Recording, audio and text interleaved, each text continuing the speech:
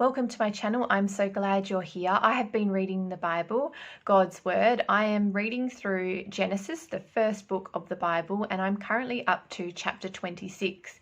If you're keen to read the previous chapters to catch up, then head on to the links in the description below. They will take you to the previous chapters. Otherwise, if you're happy to start at chapter 26 or continue with me, then sit back and listen as I read through God's Word.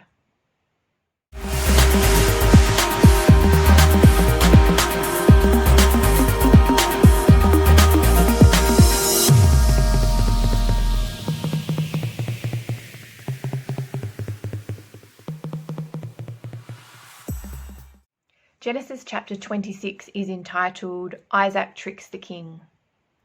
There was a famine in the land, besides the first famine that was in the days of Abraham, and Isaac went to Abimelech, king of the Philistines, in Gerar. Then the Lord appeared to him and said, Do not go down to Egypt. Live in the land of which I shall tell you. Dwell in this land, and I will be with you and bless you. For to you and your descendants I give all these lands, and I will perform the oath which I swore to Abraham your father. And I will make your descendants multiply as the stars of heaven.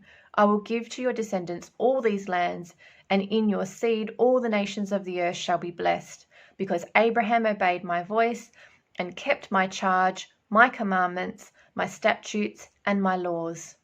So Isaac dwelt in Gerar, and the men of the place asked about his wife. And he said, She is my sister, for he was afraid to say, She is my wife, because he thought, lest the men of the place kill me for Rebekah, because she is beautiful to behold. Now it came to pass, when he had been there a long time, that Abimelech, king of the Philistines, looked through a window and saw, and there was Isaac showing endearment to Rebekah his wife. Then Abimelech called Isaac and said, Quite obviously she is your wife, so how could you say, She is my sister? Isaac said to him, Because I said, lest I die on account of her. And Abimelech said, What is this you have done to us? One of the people might soon have laid with your wife, and you would have brought guilt on us. So Abimelech charged all his people, saying, He who touches this man or his wife shall surely be put to death. Then Isaac sowed in the land and reaped in the same year 100-fold, and the Lord blessed him. The man began to prosper and continued prospering until he became very prosperous, for he had possessions of flocks and possessions of herds and a great number of servants. So the Philistines envied him. Now the Philistines had stopped up all the wells which his father's servants had dug in the days of Abraham, his father, and they had filled them with earth. And Abimelech said to Isaac, Go away from us, for you are much mightier than we. Then Isaac departed from there and pitched his tent in the valley of Gerar, and dwelt there. And Isaac dug again the wells of water which they had dug in the days of Abraham his father, for the Philistines had stopped them up after the death of Abraham.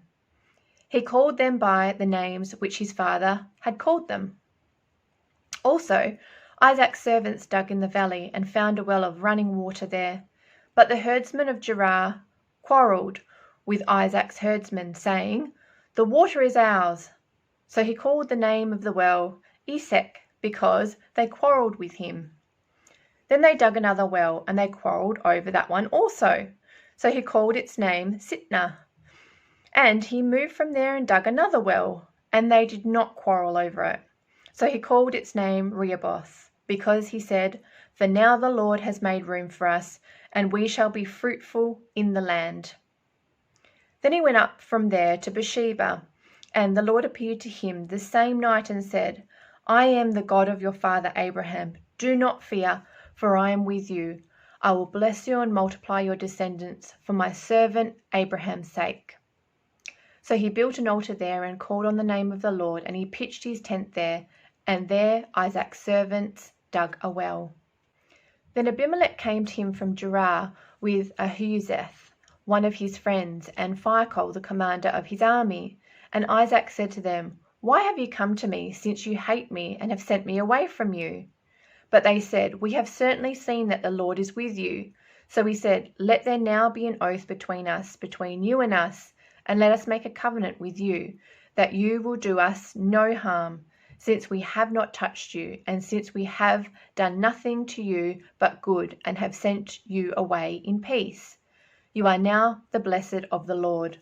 So he made them a feast, and they ate and drank. Then they arose early in the morning and swore an oath with one another, and Isaac sent them away, and they departed from him in peace. It came to pass the same day that Isaac's servants came and told him about the well which they had dug, and said to him, "We have found water." So he called it Sheba. Therefore the name of the city is Beersheba to this day. When Esau was 40 years old, he took as wives Judith, the daughter of Beri the Hittite, and Basmath, the daughter of Elon the Hittite, and they were a grief of mind to Isaac and Rebekah.